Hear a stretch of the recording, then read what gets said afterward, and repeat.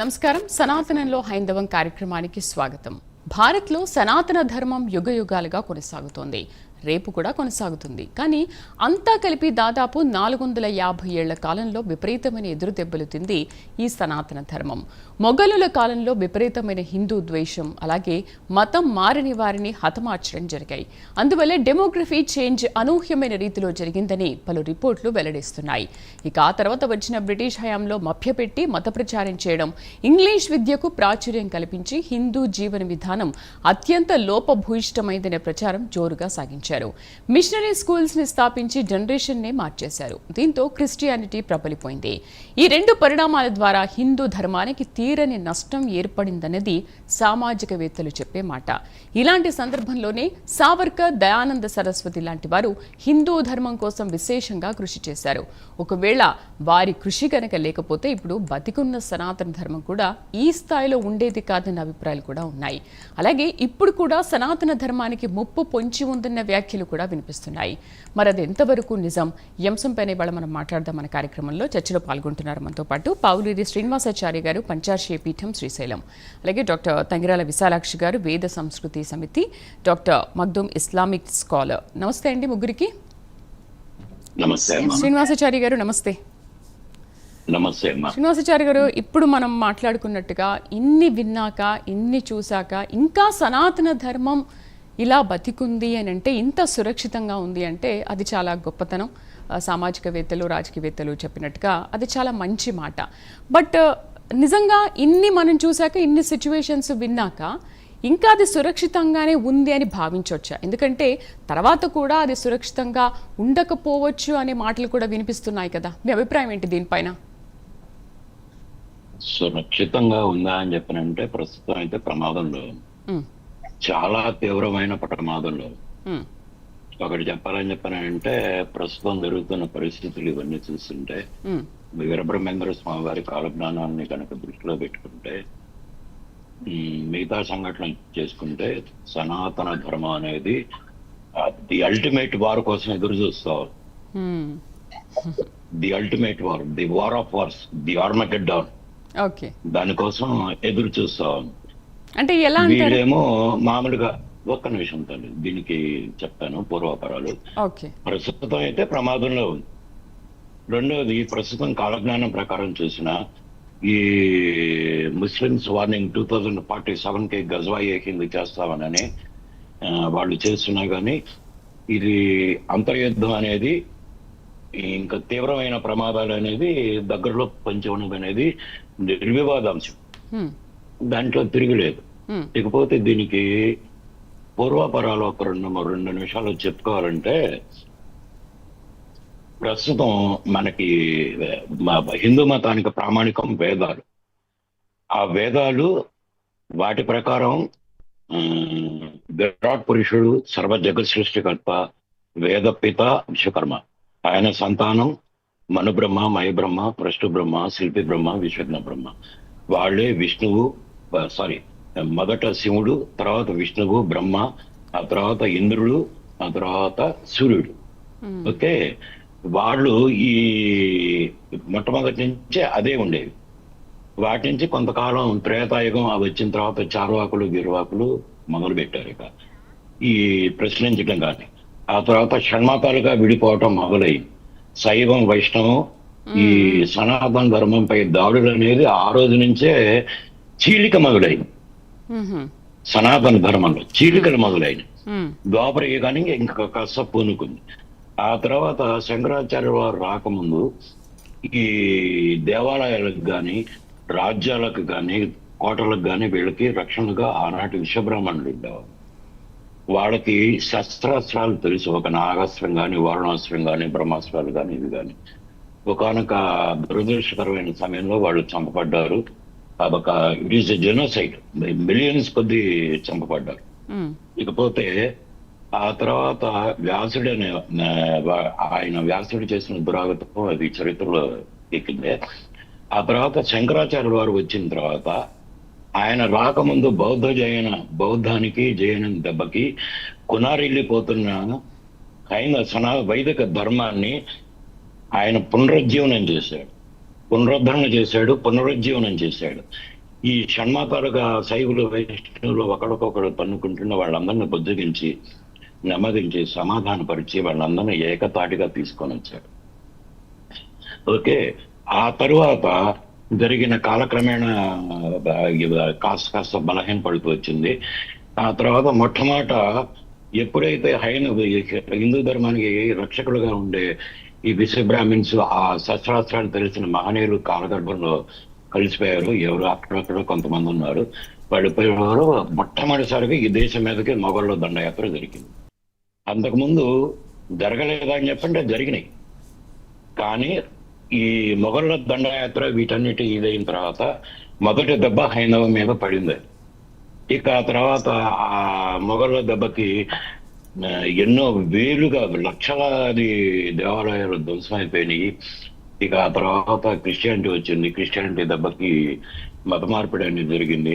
ప్రస్తుతం కాంగ్రెస్ పాలనలో ఉన్న ఈ రాజ్యాంగం రాసిన వాళ్ళు కూడా దాన్ని అంతా కూడా యాంటీ హిందూ రాజ్యాంగమే కాస్త లోతుగా పరిశీలిస్తే.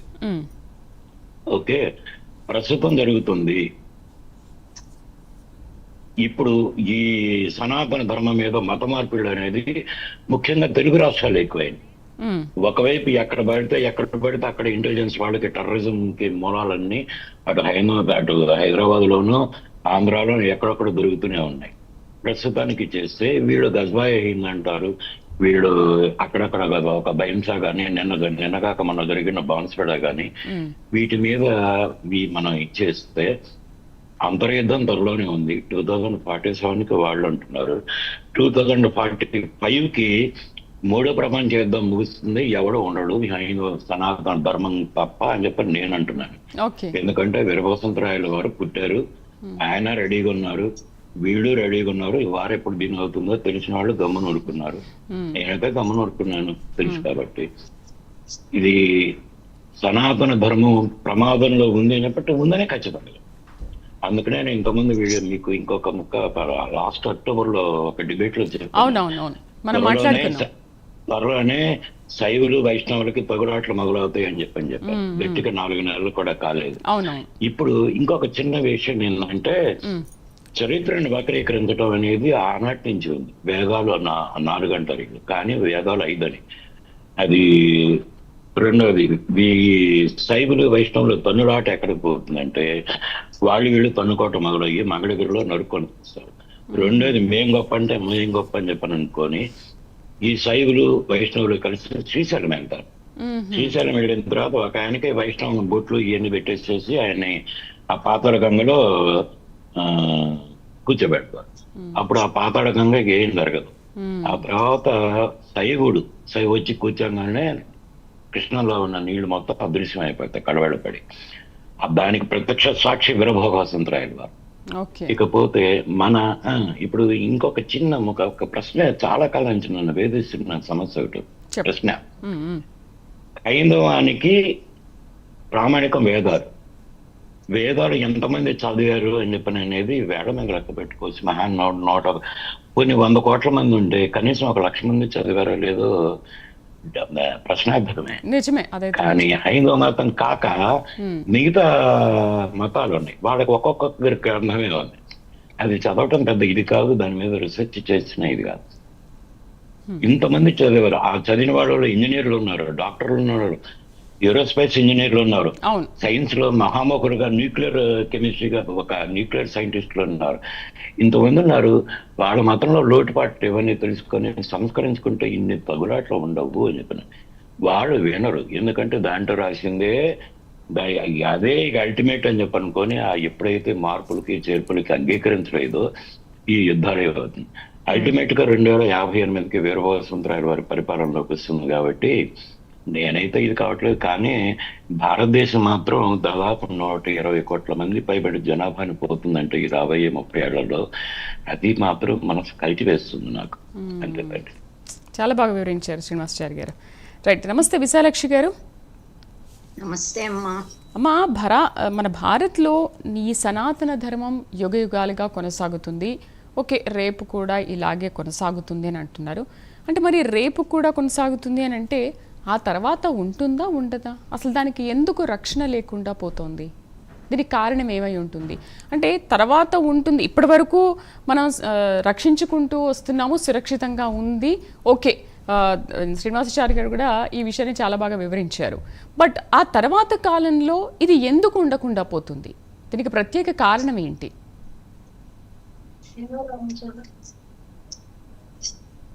నమో నమః. సర్వేభ్యో నమః. సభాయే నమః. పూర్ణమదః పూర్ణమిదం పూర్ణాత్ పూర్ణముదచ్యతే పూర్ణస్య పూర్ణమాదాయ పూర్ణమేవావశిష్యతే. ఓం శాంతి శాంతి శాంతి. ఉన్న తత్వము సత్యము ఒక్కటే, అది పూర్ణము అని చెప్తాం కదమ్మా. సనాతన ధర్మము అన్నదే పరిపూర్ణమైనది. పూర్ణములోంచి వచ్చిందే సనాతన ధర్మము. పూర్ణత్వాన్ని కలిగి ఉన్నదే ధర్మము, పూర్ణంగా నిలిచేది. పూర్ణం అంటే ఏమిటి అంటే యావత్ మానవాళికి విశ్వానికి కూడా ఏది ఆనందాన్ని కలిగిస్తుందో, ఎలాంటి జీవన మార్గంలో మానవులు బ్రతికితే మనుష్యులందరూ కూడా ప్రకృతి జంతుజాలము విశ్వం మొత్తం శాంతితో ఉంటుందో, ఆనందంతో ఉంటుందో, సంతోషంగా మనగలుగుతుందో, ఆ మౌలిక ధర్మాలని సూత్రాలని అలాంటి జీవన విధానాన్ని ఏర్పరచినది చెప్తున్నది మన సనాతన ధర్మం. మన సనాతన ధర్మము విశ్వమానవ శ్రేయస్సు కోసం మహర్షులు చెప్పినది. మహర్షులకేమి మామూలు సాధారణ మానవులకిలాగా ఇలా సంకుచిత భావాలు అనేవేమీ ఉండవు కదమ్మా. ఒకప్పుడుంది, ఇప్పుడు ప్రమాదంలో ఉంది, తర్వాత ఉండదేమో అనే భ్రమలు భయాలు ఉంటున్నాయి. ఎందుకంటే ఇప్పుడు లోకంలో మన హిందువులు సనాతన ధర్మానుయాయులు బయటికి ఫ్రీగా మాట్లాడడానికి కూడా భయపడుతూ ఉన్న సత్యము, లోకంలో అందరికీ తెలిసిన సత్యము. తర్వాత ఇది సృష్టి ప్రారంభమైనప్పటి నుంచి ఉన్న ధర్మం. యావత్ విశ్వం మొత్తం భూమండలం అంతా ఉన్నటువంటి ధర్మము. మన పరమాత్మ నుంచి వచ్చిన, సూర్య భగవాను నుంచి వచ్చిన మనువు మహర్షి మనువు నుంచి వచ్చిన సంతాన మానవులందరూ కూడా తర్వాత కాలక్రమంలో ఏ మతాలున్నా, ఏ పేర్లతో చెప్పినా, ఎలాంటి అంటే భిన్నమైన భావాలతో నామరూపాలతో దైవాన్ని భిన్న పద్ధతుల్లో ఆరాధించిన ఉన్న సత్యం ఒక్కటే, మానవులందరూ సుఖంగా బ్రతకాలి, మానవ జీవిత పరమ గమ్యాన్ని తెలుసుకోవాలి. ఇదే కదా ఎవరు చెప్పినా, మన ధర్మంలో చెప్తున్నది ఇదే. తర్వాత ఉండదు అని అంటే ఎందుకు ఉండదు? ఎప్పటికీ ఉంటుంది. పంచభూతాలు ఎలా ఉన్నాయో, ప్రకృతి ఎలా ఉందో, సృష్టి ఎలా ఉందో, సనాతన ధర్మము అలాగే ఉంటుంది. సనాతనము, దాని పేరే సనాతనం అంటే నిత్య నూతనం. దానికి ఆది అంతాలు లేవు. ఎప్పుడు సృష్టి వచ్చిందో అప్పుడే వచ్చింది, సృష్టి ఉన్నంత కాలము ఉంటుంది.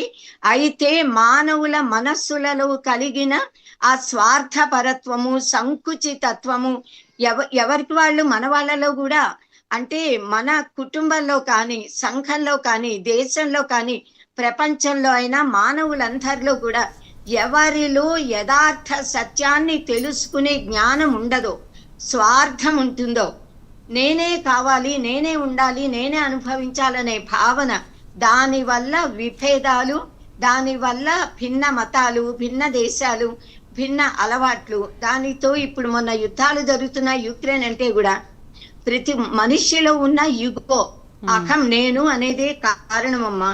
సనాతన ధర్మము ఇన్ని వందల వేల ఏళ్ల నుంచి ఉంటూ ఎన్నో దాడులు ఎదుర్కొంది. మీరు అన్నట్టుగా కేవలం 200, 150, 300 కాదు, ఇంచుమించుగా 1000 సంవత్సరాల ప్రభావం అనొచ్చు. మొఘలాయి దాడులు గాని, ఈ బ్రిటిష్ పరిపాలన కానీ మన గురుకుల విద్యా విధానాన్ని తీశారు. మనదైన సంస్కృత భాషని మనకి తెలియకుండా చేశారు. మన యావత్ విశ్వంలోని సర్వ విజ్ఞాన భాగాలకి అన్నిటికీ కూడా ఆధారం వేదాలే. వేదాలు పరమ ప్రమాణం మనకే కాదు, సర్వ మానవాళికి కూడా. అన్ని విద్యా విభాగాల శాస్త్రాల ఆ రూట్స్, ఆరిజిన్స్ అన్ని వేదంలో ఉన్నాయి. వేద మంత్రాల నుంచి శాస్త్రాలు వచ్చాయి. వైదిక వాంగ్మయం అగాధము, అనంతమైనది. మానవులలో భిన్న ప్రవృత్తులు ఉంటాయి కదా, ఎవరి భావానికి అనుకూలమైన విధంగా వాళ్ళు జీవితాన్ని గడుపుతూ కూడా ఆనందంగా హాయిగా ఉండొచ్చు, పరమ సత్యాన్ని పొందవచ్చు అన్న సత్యాన్ని మన సనాతన ధర్మంలో చెప్పినట్టుగా మిగతా చోట చెప్పరు. మనకే భగవద్గీతలో కూడా పరమాత్మ యో యో యాం యాం తనుం భక్తః శ్రద్ధయార్చితుమిచ్చతి తస్య తస్య అచలాం శ్రద్ధాం తామేవ విదథామ్యహం అన్నాడు. అహం అంటే నిర్గుణ నిరంజన నిరాకారమైన విశ్వంలో ఉన్న విశ్వాతీతమైన ఆధారమైన ఆ పరతత్వము, ట్రాన్సెండెంటల్ రియాలిటీ అంటామే, భగవాన్ పరమాత్మ పరబ్రహ్మ. ఆయనే శ్రీకృష్ణుడు అనే పేరుతో ఆయన నేను అంటే ఏదో యశోదానంద తనయుడు అని కాదు, పరమాత్మ చెప్తున్నాడు. ఎవరెవరు ఏ భావంతో ఏ నామరూపాలతో ఎవరిని అర్చించినా వారు ధర్మబద్ధంగా జీవిస్తే నన్నే ఆరాధించిన వారవుతారు, నన్నే పొందుతారు అని. యోప్యన్యదేవతా భక్తాః యజంతే శ్రద్ధయాన్వితాః తేపి మామేవ కౌంతేయ యజంత్యవిధి పూర్వకం. శాస్త్రంలో చెప్పిన పద్ధతిలో జీవిస్తే శాస్త్ర విహిత జీవనంతో పరమాత్మని పొందుతాము. శాస్త్రంలో చెప్పని పద్ధతిలో జీవించాలి అని ఎవరైనా ప్రయత్నించినా, ఎవరు ఏ పద్ధతితో ఆరాధించినా చేరేది నన్నే అనే చెప్పారు. ఇప్పుడు ఇంత కాలం గడిచినా, ఇన్ని దాడులు వచ్చినా సనాతన ధర్మము ఆటుపోట్ల గురవుతోంది. వందలు వేలు లక్షల మంది సనాతన ధర్మానుయాయులని, హైందవులని, విమతస్థులు, విదేశస్థులు, స్వమతస్థులు, స్వదేశస్థులు కూడా మోసం చేశారు, సంహరించారు, చంపారు. లక్షల కోట్ల మన జ్ఞాన రాశి అయిన తాళపత్ర గ్రంథాలు ఒకప్పుడు కలియుగ ప్రారంభంలోనే 1131-32 వేద శాఖలున్నాయి అని మనకి ప్రమాణం ఉంది, ఉపనిషత్తులో, పురాణాలలో, అన్నిట్లో. ఇప్పుడు 11 శాఖలున్నాయంటే మిగతావన్నీ ధ్వంసం చేయబడ్డాయి, దోచుకోబడ్డాయి. నలంద, తక్షశిల అన్ని మనకి తెలిసినదే. అలా విమతస్థులు మన జ్ఞానాన్ని చాలా మంది దగ్ధం చేసి కొంతమంది వాళ్ళ దేశాలకి తీసుకెళ్లారు. అదైనా మంచిదే, దాని వల్ల కూడా మానవాళికి ఉపయోగం కలుగుతుంది. ఎన్ని దాడులు జరుగుతున్నా సనాతన ధర్మం చెక్కు చెదరకుండా ఎలా ఉంటుంది అంటే ఆచరణ వలన. మనము ధర్మ ఏవ హతో హంతి ధర్మో రక్షతి రక్షితః తస్మాత్ ధర్మో న హంతవ్యో మానో ధర్మో హతోవధీకి. ధర్మాన్ని, ఎవరి ధర్మం వారిది. ఏ కులం, ఏ మతం, ఏ జాతి, ఏ వ్యక్తిగత ధర్మాలు కానీ, సాంఘిక ధర్మాలు, మానవ ధర్మాలు, ఏవైనా వందల ధర్మాలు ఉన్నాయి. ఎవరి ధర్మాన్ని వారు పాటిస్తున్నంత కాలము, ధర్మాన్ని రక్షిస్తూ ఉన్నంత కాలము ఆ ధర్మం వారిని కాపాడుతుంది. మనము ధర్మము తప్పితే, అధర్మము చేస్తే ఆ ధర్మ గ్లాని అదే మనని ఎవరు చేస్తే వారిని చింపతిస్తుంది. ఒక్క మాట, ఎందుకు ఎలా మన ధర్మం మనగలుగుతోంది అంటే ముందు మనం ఆచరిస్తున్నాం కనుక. రెండవ ముఖ్యమైనది, సనాతన ధర్మము సార్వకాలీనము, సార్వజనీనము, సార్వదేశికము. అంటే అన్ని కాలాలలో, అన్ని స్థలాలలో అందరు మానవులకి, ఎలాంటి వారికైనా హితవు కోరుతుంది, మంచినే చెప్తుంది, సర్వమానవ సౌభ్రాతృత్వాన్ని చెప్తుంది, వసుధైక కుటుంబక భావన చెప్పేది కేవలము సనాతన ధర్మము, మన వేదాలు, మన మహర్షులు. ఈ విశ్వమంతా కూడా ఇది ఒక మతం మీద, ఒక విశ్వాసం మీద జరుగుతోంది, కరెక్టే. మిగతా ధర్మాలలో ఒక్క గ్రంథం, ఒక్క మత ప్రవక్త అంటారు. మతము అంటే అభిప్రాయం, కానీ మనది అభిప్రాయం ఒక వ్యక్తి అభిప్రాయాన్ని వేల మంది మీద రుద్ది, నువ్వు ఈ మాట నమ్మితే నీలో కలుపుకో, నమ్మని వాళ్ళని చంపేయట్టు మన వాళ్ళు చెప్పరు. మన సనాతన ధర్మంలో కాలగమనంలో ధర్మాన్ని గురించి, సత్యాన్ని గురించి, దైవాన్ని గురించి, ధర్మాన్ని గురించి ఎవరు చెప్పినా అది విశ్వ శ్రేయస్సుకే. అలా అనాది కాలం నుంచి కూడా వస్తోంది. ఈ సనాతన ధర్మ మూఢ నమ్మకం కాదమ్మా, ఇది సశాస్త్రమైనది. ఒక్క నిమిషం, సైంటిఫిక్ గా నిరూపిస్తున్నాం మనం. విశ్వ శ్రేయస్సుని కోరుతుంది కనుక సర్వే భవంతు సుఖినః అన్నది మనకి గనక, శం ద్విపదే శం చతుష్పదే అని కోరుతోంది కనుక మన సనాతన ధర్మం ఎప్పుడూ ఉంటుంది. నైతిక విలువలకి ప్రాధాన్యత ఇస్తుంది కనుక మన ధర్మము ఎప్పటికీ నిలిచి ఉంటుంది. మానవులందరినీ కూడా ప్రేమించమని చెప్తుంది. సత్యము, ధర్మము, సమత, అహింస, ప్రేమ, అహింస, సత్యం, అస్థేయం, బ్రహ్మచర్యం, అపరిగ్రహం, ఇవి మానవులలో మౌలికంగా ఉండాల్సిన గుణాలు. తోటి మనిషిని ప్రేమించమన్నా అంటూ చెప్పామే. ఇన్నింటి వలన మన ధర్మం ఎప్పటికీ నిలిచే ఉంటుంది. మన బాధ్యత ధర్మం ఉంటుంది కదా అని దీపం కనుక ఇలా గాల్లో పెట్టి దేవుడా కాపాడు అంటే కాదు, మనం కాపాడాలి. మన ధర్మాన్ని మన ఆచరణతో మనం కాపాడుకోవాలి. శెట్టి సాక్ష్యం సమాచరేత్. ఎవరైనా మీ ఇంటికి వచ్చి మీ అమ్మ నాన్నలను, అక్క చెల్లెల్ని ఏమన్నా అంటే ఎవ్వరూ సహించరు, ఎదురు తిరుగుతారు. అలాగే మన ధర్మానికి గ్లాని కలిగితే, మన దేవాలయాలని, మన దేవతా విగ్రహాలని, మన దానికి ఎవరైనా అపకారం చేయడానికి వస్తే మనం సామధాన భేద దండ ఉపాయాలు సౌమ్యంగా వాళ్ళకి అర్థమయ్యేలా చెప్పాలి. వినకపోతే బుద్ధి చెప్పాలి, వినకపోతే దండించి శిక్షించి. అది ఎవరు చెయ్యాలి?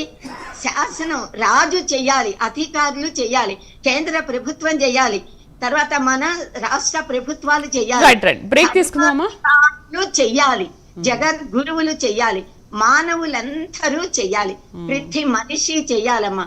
కుల మత వర్ణ వర్గ విభేద రహితమైన మానవతావాదం రావాలి. ప్రపంచం మొత్తం శాంతితో ఉండాలి అంటే మానవులందరూ కూడా మానవత్వాన్ని ప్రేమించాలి, దైవత్వాన్ని ప్రేమించాలి. తర్వాత వచ్చినటువంటి మానవులు ఏర్పరిచిన సంకుచితమైన ఈ కుల మతాలకి ఎవరు కూడా దాని వల్ల దెబ్బలాడుకోకూడదు. మానవత్వం కలగాలి, ఆనందంగా బ్రతకాలి, శాంతిగా బ్రతకాలి. ఎవరైనా ఫైనల్ గా కోరుకునేది అదేగా, ఆనందమైన జీవనం, శాంతిమయమైన జీవనం, ఐహికమైన సుఖాలతో పాటు దేహాన్ని వదిలాక పరలోకాలలో పరమాత్మ ముందు ముక్తి పొందాలమ్మా. మానవ జీవిత పరమగమ్యం నిశ్రేయస్సు. దానిని విభిన్న మార్గాలలో బోధించింది మన సనాతన ధర్మం. Right. Islamic scholar doctor Makhdoom గారితో మనం మాట్లాడదాం. మగ్దూమ్ గారితో మాట్లాడే ముందు ఒక చిన్న బ్రేక్ తీసుకుందాం. మగ్దూమ్ గారు, ఒక బ్రేక్ తీసుకున్న తర్వాత నేను మళ్ళీ మీ దగ్గరికి వస్తున్నాను. ఇప్పుడు ఒక షార్ట్ బ్రేక్ తీసుకుందాం. Stay with us.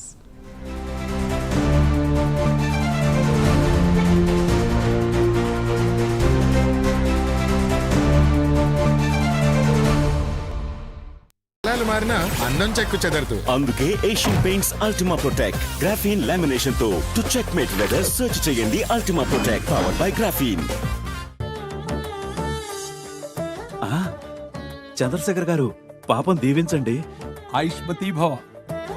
మనందరికీ మన పిల్లలే కదా పంచప్రాణాలు. నగరం శరవేగంతో పెరుగుతుంది, పిల్లలు పెరుగుతారు. అలా పెరిగిన మహానగరంలో మన పిల్లలకంటూ ఒక మంచి ఆస్తి కావాలి కదా. అలాంటి ఆస్తి కోసమే స్వర్గసీమ వారి అమేయ సకుటుంబంగా విచ్చేసి మంచి నిర్ణయం తీసుకోండి.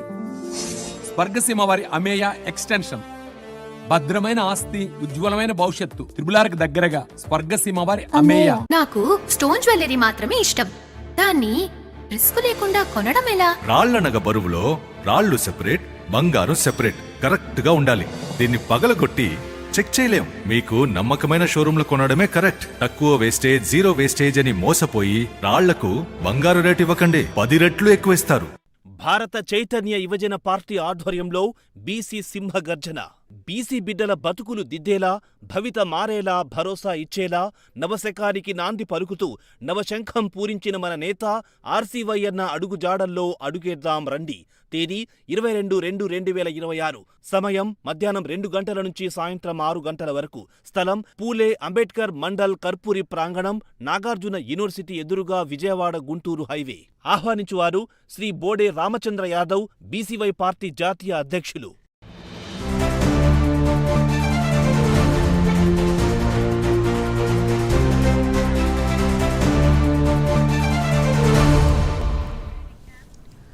Welcome back. నమస్తే మగ్దూమ్ గారు. మగ్దూమ్ గారు, ఇద్దరు మాట్లాడారు, మీరంతా విన్నారు. అయితే 300 ఏళ్లకు పైగా భారత్ను మొఘలులు పరిపాలించారు. అయినప్పటికీ కూడా ఎందుకు ఈ భారతీయులన్నా హిందువులన్నా సనాతన ధర్మం అన్నా కూడా ఎందుకు అంత విద్వేషం?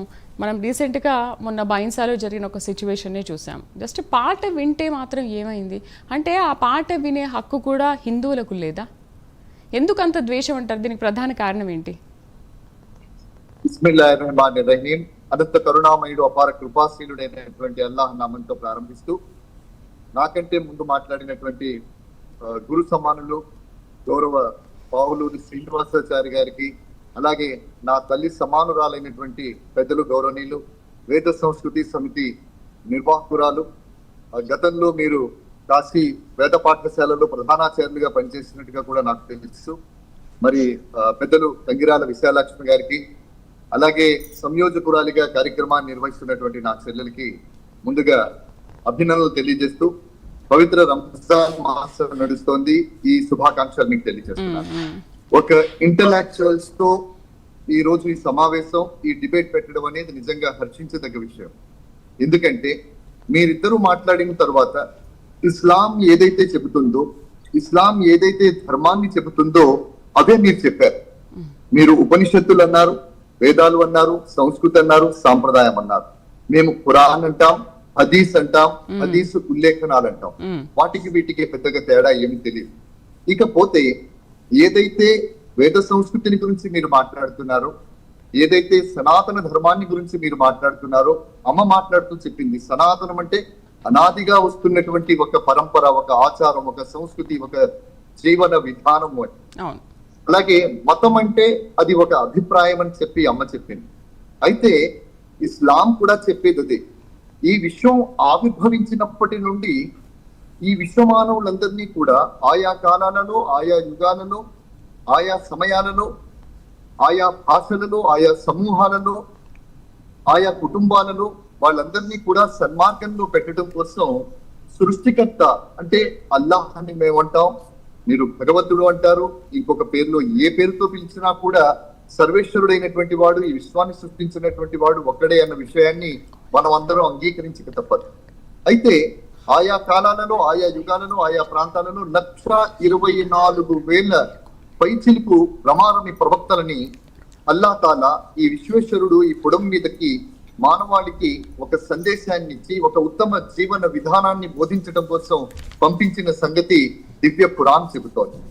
పురాణ్ ఉల్లేఖనాల ప్రకారం ఆది మానవుడిని మనం ఏదైతే చెప్పుకుంటామో, ఆదం అలైహిస్సలాం అనేటటువంటి వారు, హవ్వ అనేటటువంటి వారు, వీరిద్దరూ తొలితరం అంటే మొట్టమొదటి మానవులని చెప్పి ఇస్లాం ధర్మం చెబుతోంది.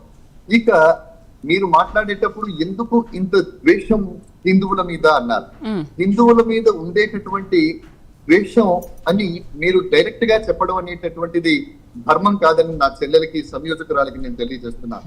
ఎందుకంటే ఇప్పుడు ద్వేషించినప్పుడు దాన్ని స్వీకరించాలంటారా? అంటే మీరు డైరెక్ట్ గా మాట్లాడొద్దని అంటున్నారు కదా, సరే మీరు ద్వేషించడం వల్ల వచ్చే లాభాపేక్ష ఏంటి?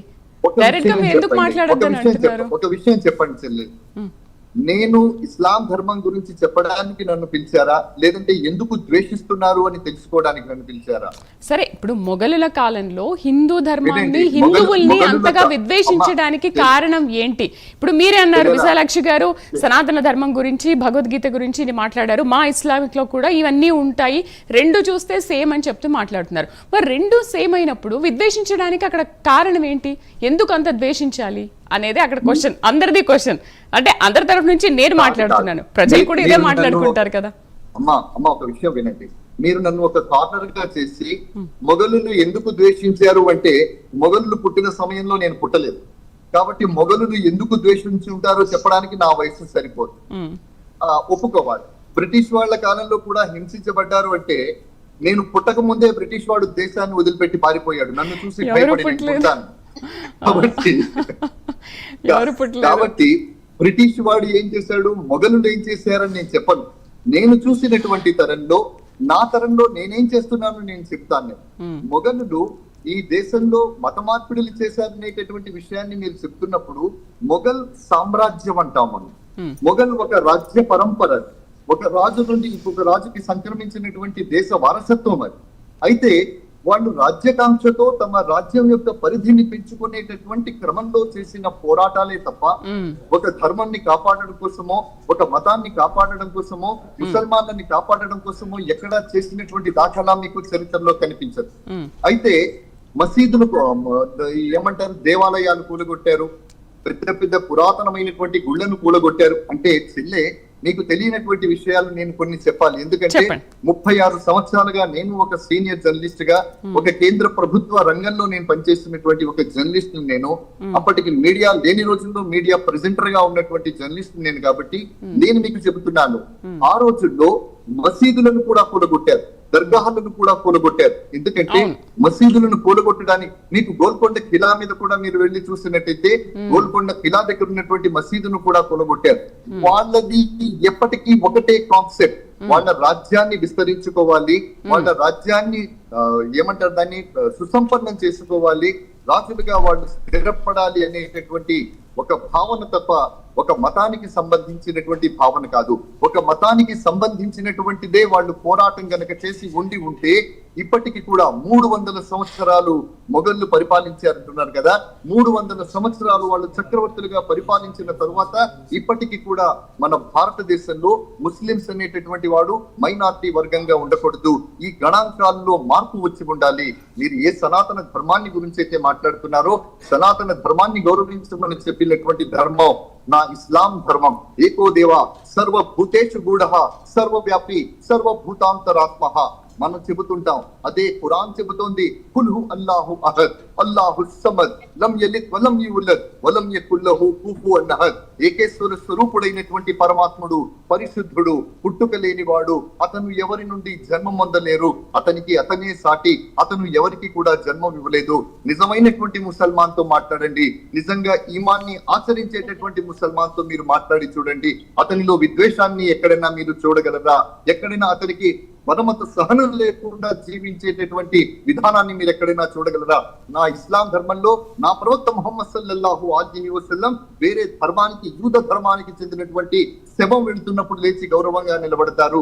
పక్కన ఉన్నటువంటి ఆయన అన్నారు, అదేమిటి ఆయన ఇస్లాం ధర్మానికి చెందినటువంటి వాడు కాదు కదా, మీరు ఎందుకు లేచి నిలబడుతున్నారు అంటే నా ప్రవక్త ఇచ్చినటువంటి సమాధానం ఏమిటంటే, ఆయన బతికున్నప్పుడు ఆచరించినటువంటి ధర్మానికి ఆయన సమాధానం చెప్పుకుంటాడు. కానీ ఒక మనిషి వెళ్ళిపోతున్నాడు ప్రపంచం నుండి, ఆయన భౌతికంగా వెళ్ళిపోతున్నాడు కాబట్టి అతనికి గౌరవం ఇవ్వవలసినటువంటి ధర్మం మన మీద ఉందని చెప్పి నేర్పించినటువంటి ప్రవక్త ముహమ్మద్ సల్లల్లాహు అలైహి వసల్లం. గౌరవ చెల్లెలకి నేను చెప్తున్నాను, చాలా బాగా చెప్పారు మగ్దుం గారు. ఎప్పుడు కూడా విద్వేషభరితం, వినండి, ఎప్పుడు ఇస్లాం ధర్మం విద్వేషభరితమైనటువంటి భావనల్ని ఎప్పుడూ నింపదు. ఇస్లాం ప్రేమను బోధిస్తుంది. ఇస్లాం ఈ ప్రపంచానికి కన్నీళ్లని తీసుకురావడానికి కాదు, ఏడ్చేవాడి కన్నీళ్లను తుడవడానికి వచ్చింది. మీరు ఎక్కడో చిల్లర చితగా కొంతమందిని చూసి వాడు వందే మాత్రానికి నిలబడలేదు కదా, వీడు జనగణమన పాడలేదు కదా అంటే, నేను జనగణమన పాడతాను, నేను వందే మాత్రం చెప్తాను. మీకు తెలుసో లేదో, అనేక హైందవ దేవాలయాల్లో జరిగేటటువంటి అనేక కార్యక్రమాలకు వ్యాఖ్యానం చేసినటువంటి చరిత్ర నాది. ఈ మధ్య నేను మేడారంలో జరిగినటువంటి సమ్మక్క సారలమ్మకు మొత్తం 3 రోజుల పాటు ప్రత్యక్ష వ్యాఖ్యాతగా నేను వ్యవహరించాను. గిరిజన సంస్కృతి చెప్పాను, గిరిజన ఆచారం చెప్పాను, గిరిజన వ్యవహారం చెప్పాను, గిరిజన దేవతల్ని గురించి చెప్పాను. నన్ను అడగండి ఇస్లాం అంటే ఏమిటో చెప్తాను. ఇది నాకు నేర్పించినటువంటి ధర్మం. మీరు ఎవరినో పట్టుకుని వాడు వందే మాత్రానికి నిలబడలేదు కదా అంటే, వాడు నిలబడకపోతే ఇస్లాం ఏం చేస్తుంది? ఇస్లాం వచ్చినప్పటికీ వందే మాత్ర గీతం లేదు కదా. వందే మాత్ర గీతానికి నిలబడవద్దు అని చెప్పి ప్రవక్త సల్లల్లాహు అలైహి వసల్లం ఎప్పుడు చెప్పలేదు. ప్రవక్త చెప్పింది. మగ్దుం గారు, మీరు ఇస్లామిక్ లో చెప్పారు. నా చెల్లెలా నువ్వు వినాలి. ఒక్క నిమిషం మగ్దుం గారు, ఓకే నేను అడ్డొస్తున్నాను, ఈ విషయాన్ని నేను అడ్డొస్తున్నాను. ఇస్లామిక్ లో ఏముందో మీరు అనేది అంత క్లియర్ గా చెప్పినప్పుడు వాళ్ళు ఎందుకు పాటించట్లేదు? What I want to say is, I want to clarify what is Islam. Why you people are created already. మీరు బాగా చెప్తున్నారు. ఇస్లాం మత పెద్దలు అయి ఉండి మీరు ఇవన్నీ చెప్పడం మాకు చాలా సంతోషంగా ఉంది. ఎందుకంటే మాతో సమానంగా మీరు చాలా చక్కగా మాట్లాడుతున్నారు. నేను అనేది ఏంటంటే, మీరు ఇస్లాంలో ఏముందనేది ఇంత క్లియర్ గా చెప్పినప్పుడు వాడెవడో ఇలా మాట్లాడుతున్నాడు అని అంటే, మరి వాళ్ళకి తెలియదా మన ఇస్లాంలో ఏముంది, మనం ఏం ఆచరించాలి, ఏం పాటించాలి అనేది వాళ్ళకు తెలియదా? తెలిసి కూడా వాళ్ళు ఎందుకు ఇలా ప్రవర్తిస్తున్నారు? వాడికి తెలియదా అంటే, మరి నేను పేరెత్తి ఈ దేశంలో అంతకుముందు ఉన్నాయి మత కళాలు, పర్టికులర్ హైదరాబాద్ అనేది డిస్టర్బ్డ్ ఏరియాగా వస్తుంది. ఒక కల్లోలిత ప్రాంతంగా ఎందుకు ఇది చేయలేము అని చెప్పని అనేది ఆ రోజుల్లో నాకు గుర్తుండి doctor YS Rajasekhar Reddy disturbed areas కింద ప్రకటించేసేసి armed forces special powers act ని ఇంప్లిమెంట్ చేయండి అని చెప్పనని ఒక ప్రపోజల్ పెట్టారు. ఇప్పుడు ఏమైందో నాకు తెలియదు. రెండోది, ఇప్పుడు నేను ఒక మాట అంటున్నాను, భాగ్యలక్ష్మి దేవాలయం చార్మినారు దాన్ని ఇచ్చేసి చార్మినార్ కట్టారని నేను అంటున్నాను. రీసెంట్ గా ఆర్కియాలజీ వాళ్ళు ఏదో పనులు చేసుకుంటే అక్కడ ఒక సొరంగం బయటపడింది. దాని లోపలికి వెళ్ళి పరిశీలించడానికి చేస్తే కొంతమంది ఎంఐఎం సభ్యులు అడ్డుకున్నారని పేపర్లో వార్త వచ్చింది. ఒక ఆర్కియాలజీ ఒక వాస్తవ చరిత్ర తెలుసుకోవటంలో మనకు తప్పేంటి? ఈ రోజు ఇరాక్ లోనూ బయటపడుతున్నాయి, శివలింగాలు బయటపడుతున్నాయి, జర్మనీలోనూ నరసింహావతారం బయటపడింది.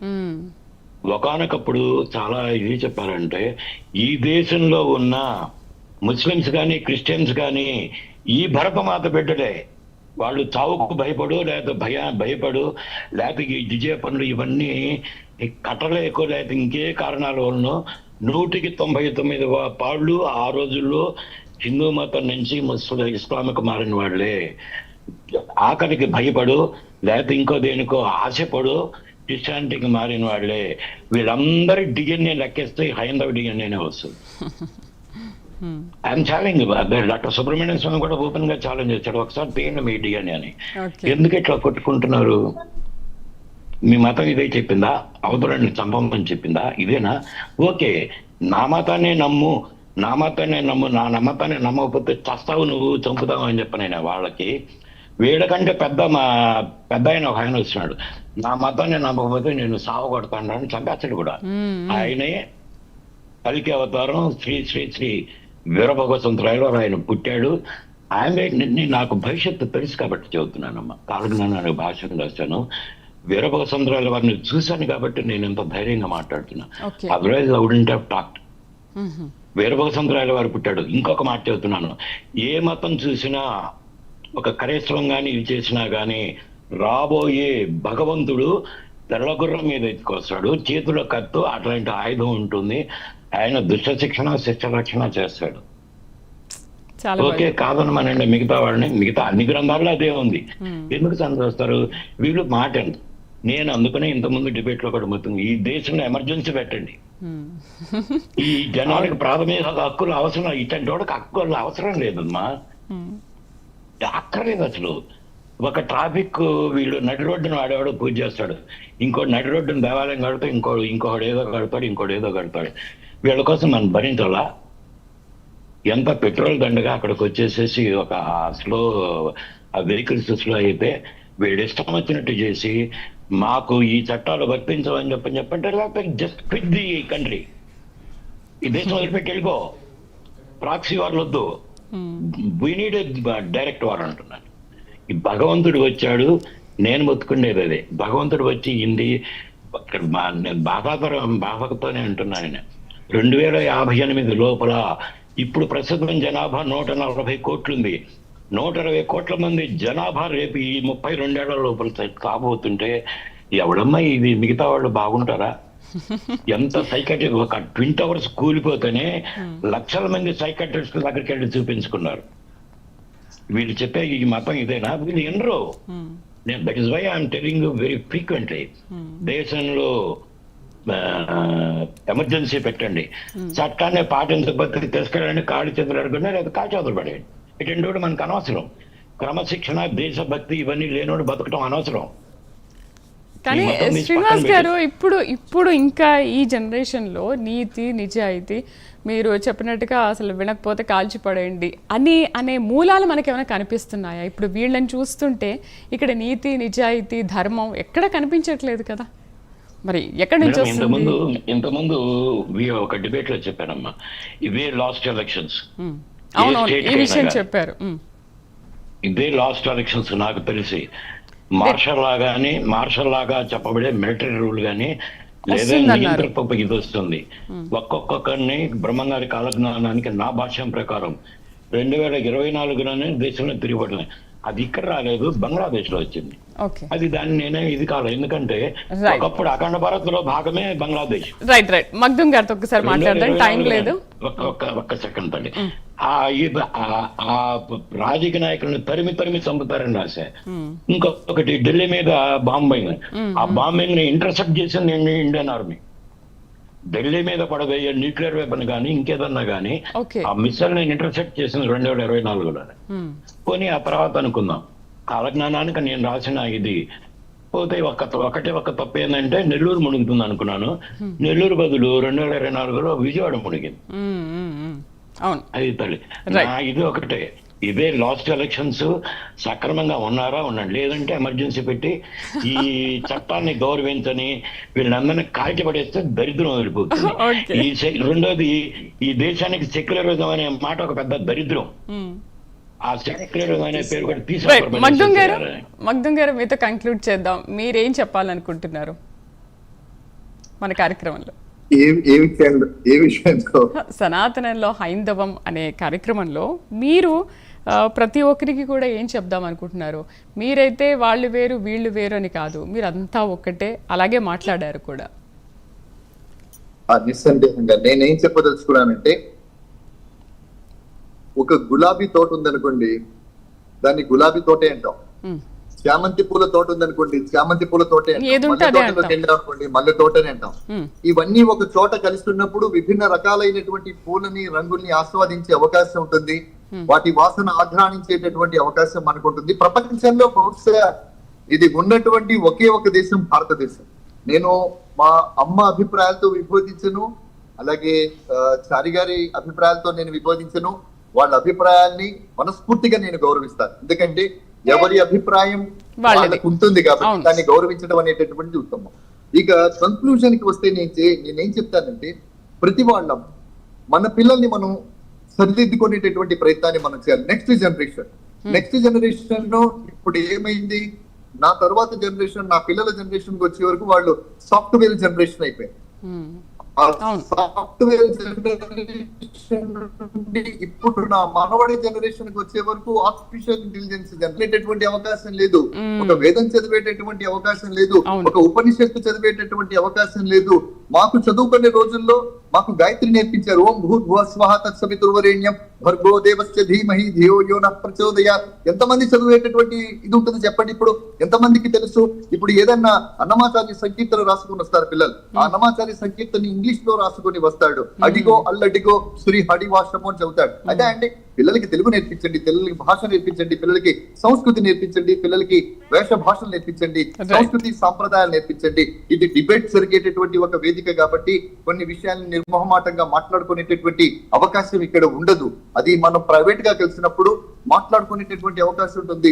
ఈ రోజు పిల్లలు చెడిపోతున్నారు. వాడు చినిగిపోయిన బట్టలు వేసుకుని రోడ్డు మీదకి వెళుతున్న పిల్లగాడిని ఏమనట్లేదే. చినిగిపోయిన దుస్తులు ధరించడం అనేటటువంటిది దరిద్రం. మా అమ్మని అడగండి చెప్తోంది. చిరిగిపోయినటువంటి దుస్తులు వేసుకొని తిరగడం దరిద్రం. అష్ట దరిద్రాలు అది ఒక దరిద్రం కదండి.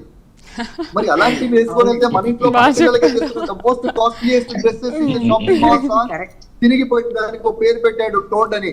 నో, మన పిల్లలకి సాంప్రదాయబద్ధమైనటువంటి బట్టలు ఇద్దాం, మన పిల్లలకి నిండైనటువంటి బట్టలు వేసి మనం బజార్లోకి పంపిద్దాం. ఇలాంటి మళ్ళీ ఏదో అన్నాడు ఈ సాహెబ్ గారు అని చెప్పేసి మళ్ళీ ఒక తలకాయని పోస్తారు. కాబట్టి ఎవరికి నచ్చింది వాళ్ళకి కాదు, మన సాంప్రదాయాన్ని ట్రాన్స్ఫార్మ్ చేయాలి, మన సాంప్రదాయాన్ని తర్వాత తరానికి అందించాలి.